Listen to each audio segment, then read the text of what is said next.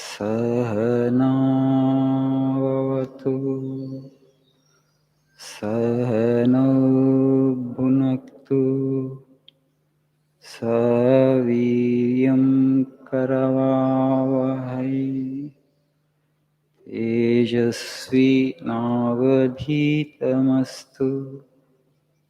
मा विद्विषावहै। ॐ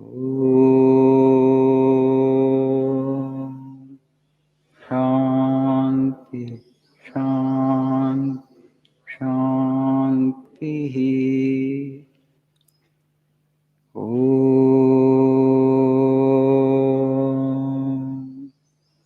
असतो मा सद्गमय तमसो मा ज्योतिर्गमय मृत्योर्मा मृत्युंगमय। ॐ शान्ति शान्ति शान्तिः।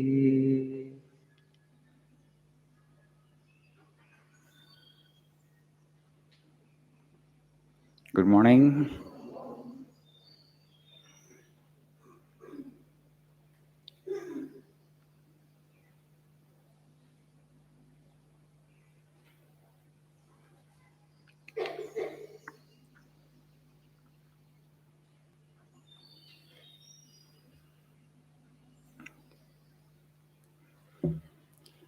So please see page number 82.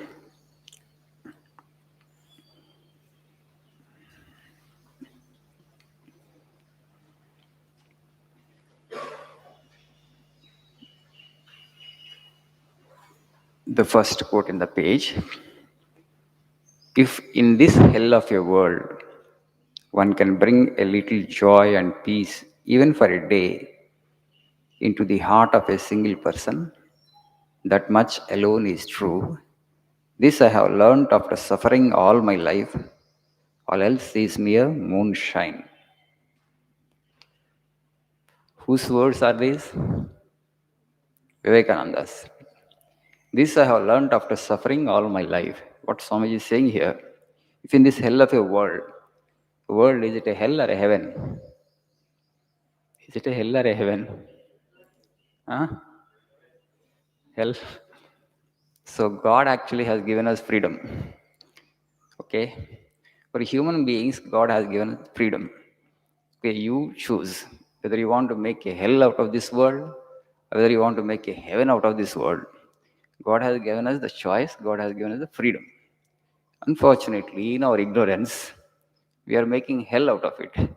Right? We are making it into kind of hell. Why? Where have we gone wrong? You just see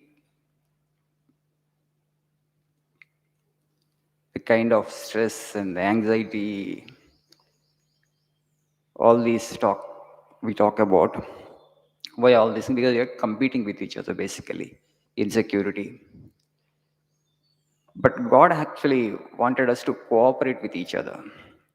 Right? We're all children of God. And what we should do here is we need to help each other, we need to cooperate with each other, but we are competing with each other. And when I see you all as my competitors, will it be possible for me to be kind to you, to be soft to you? Not possible, right? It's not possible. Once I learn to see you as my competitor, there is limited supply of something. You are actually aspiring for that. I'm also aspiring for that, right? Then practically, I will learn to see you as an enemy. So instead of actually embracing others, we try to exclude others. Our education systems are designed like that, unfortunately. Okay? You must come class first, you must come class first means you must be better than others. So the child from the day one, you start to see others as a kind of competitors, a kind of enemies. What happens if you bring up the child in that kind of education system? By the time he grows up into an adult of 21 or 22-year-old, all his feeling will get dried up. The softer feelings, kindness and compassion, all will get dried up. Because you have been taught like that. That's why Swami Vivekananda beautifully says elsewhere,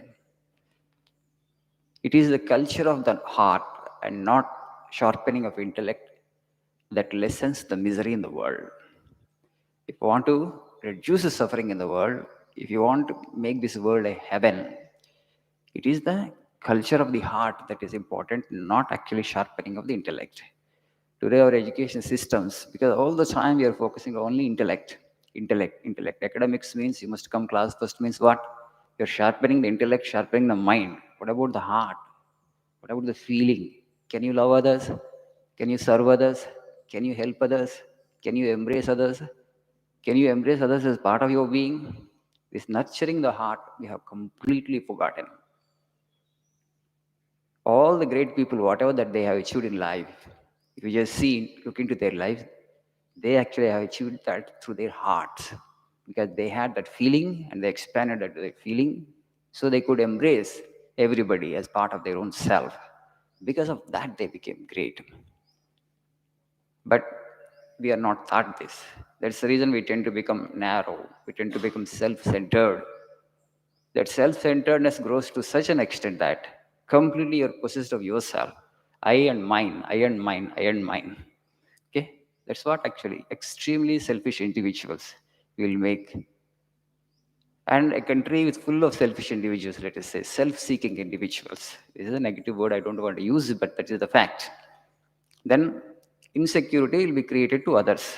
Once I get an opportunity, I try to exploit my fellow human beings. Then I create insecurity for others. And once this insecurity comes, stress will be there, anxiety will be there.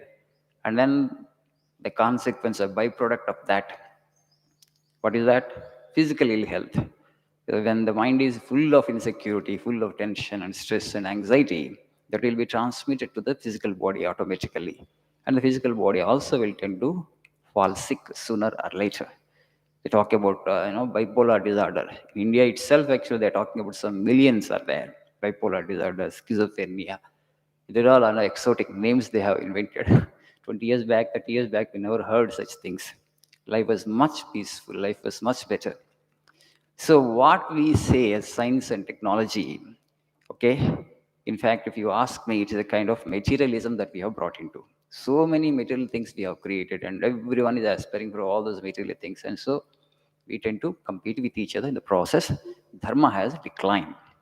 And Buddha talks about this. When iron was first discovered, Buddha said, from hereafter, values will decline. Human beings will tend to become more selfish and self-centered. Because we have created so much of material things and everybody is competing for those material things. In the process, there is this decline of dharma, steady decline of dharma. Values and ethics, they don't become important. We try to become, the kind of, we try to exclude each other, that's all basically. Because, but all life is one. When you can't embrace others as part of your being, when you can't feel the suffering of others, when you can't feel the pain of others, when you become unkind to others, there's no way you can actually make yourself peaceful and happy. There's a reason, though we are living together, let us say in a city like Hyderabad, there's 90 lakhs or 1 crore people living together, but each of us into a kind of island, right? This is how things will become. So this is all because of this too much of materialism that we have brought into. This way, spirituality alone actually will help man evolve into a great human being. Not by competing with others, you become great, but by embracing others as part of your being, by working for others, by helping others, by serving others, by loving others, by being kind to others, you will really grow as a blossom into a great human being. So more we will see into this, why this has happened, because of we read too much into this Darwin's theory of evolution. Survival, struggle for existence and survival of the fittest, that is a very crude theory. Unfortunately, we all subscribe to that theory. We read it as a kind of gospel. And so this has happened, in my opinion. I will explain it to you next class. Thank you. Have a nice day.